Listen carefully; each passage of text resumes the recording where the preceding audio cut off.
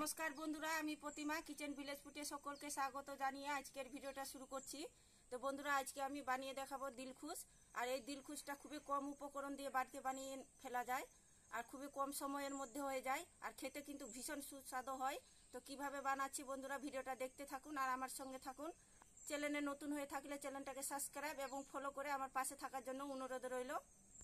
উনুনটা জ্বালিয়ে নিয়েছি আর একটা আমি পাত্র নিয়েছি, বসিয়ে দিব। 1.5 কাপ নিয়ে নিব আমি সাদা তেল।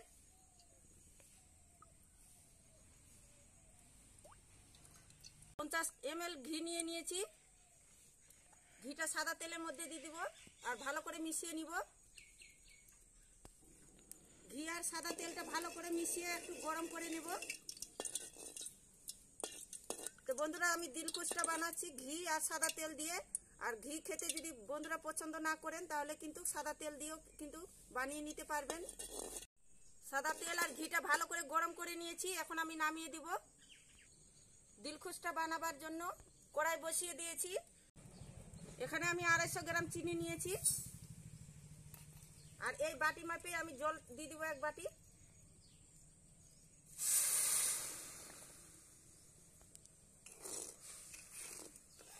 চিনি জল ভালো করে আমি ফুটিয়ে নিব।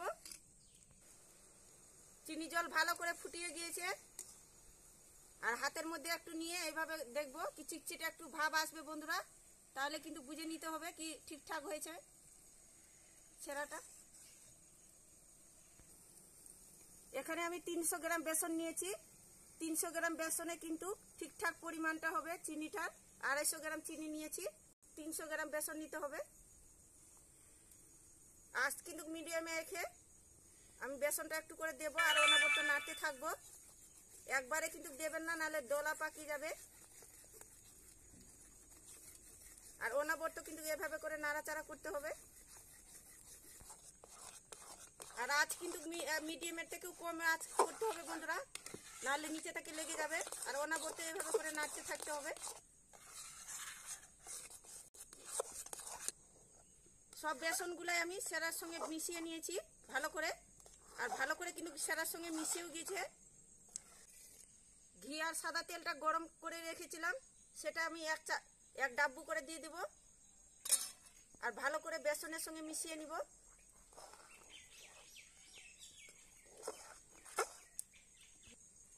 আবারও 1 চামচ করে দিব আর ভালো করে বেসনের সঙ্গে মিশিয়ে নিব।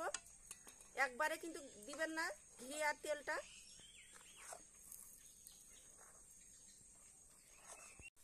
ঘি আর সাদা তেলটা অল্প অল্প করে দেব আর মিশিয়ে নিব।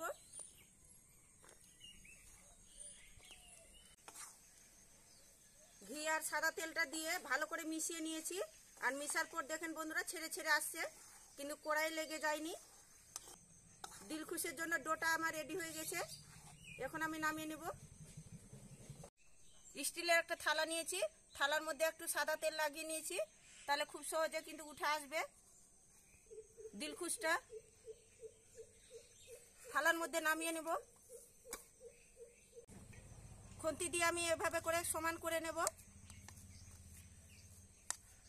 খুন্তি দিয়ে ভালো করে আমি সমান করে নিয়েছি থালাটাতে। 3 মিনিট ঠান্ডা করে নেব। খুব বেশি ঠান্ডা করলে কিন্তু কাটলে শক্ত হয়ে যাবে, কাটানো যাবে না, অসুবিধা হবে। তাই আমি 3 মিনিট ঠান্ডা করে তোমাদেরকে দেখাচ্ছি। হালকা আমি দিলখুশটাকে ঠান্ডা করে নিয়েছি, পুরোপুরি ঠান্ডা করিনি। এখন আমি কেটে নেব পছন্দ মতন করে।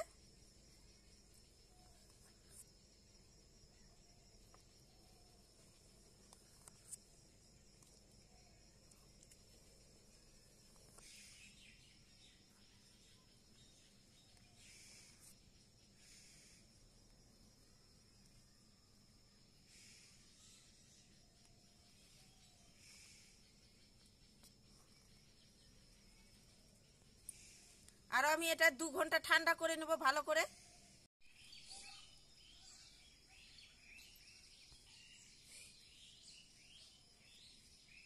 দিলখুশটাকে আমি ভালো করে ঠান্ডা করে নিছি আর কালারটা কিন্তু অনেকটাই চেঞ্জ হয়ে গেছে।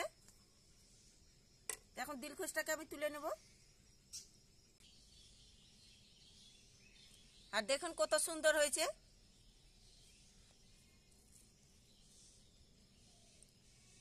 আর দেখতে দারুণ সুন্দর হয়েছে বন্ধুরা।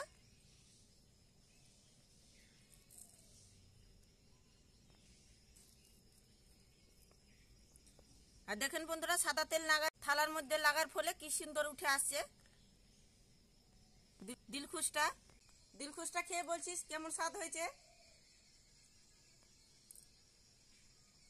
আর দারুণ সুন্দর হয়েছে বন্ধুরা খেতে, একদম বিস্কুটের মতো লাগছে খেতে। তো এভাবে করে বাড়িতে বানিয়ে খেয়ে দেখবেন, আর খেয়ে কেমন লাগলো আমাকে কমেন্ট করে বলবেন। আর বানানো খুবই সহজ বন্ধুরা, অল্প উপকরণ দিয়ে কিন্তু বানিয়ে নেওয়া যায় দিলখুশটা। তো একবার হলেও কিন্তু বাড়িতে খেয়ে দেখবেন, আর খেয়ে কেমন লাগলো আমাকে কমেন্ট করে বলবেন। তো ভিডিওটা এ পর্যন্ত বন্ধুরা, দেখা হবে নতুন কোনো ভিডিও নিয়ে।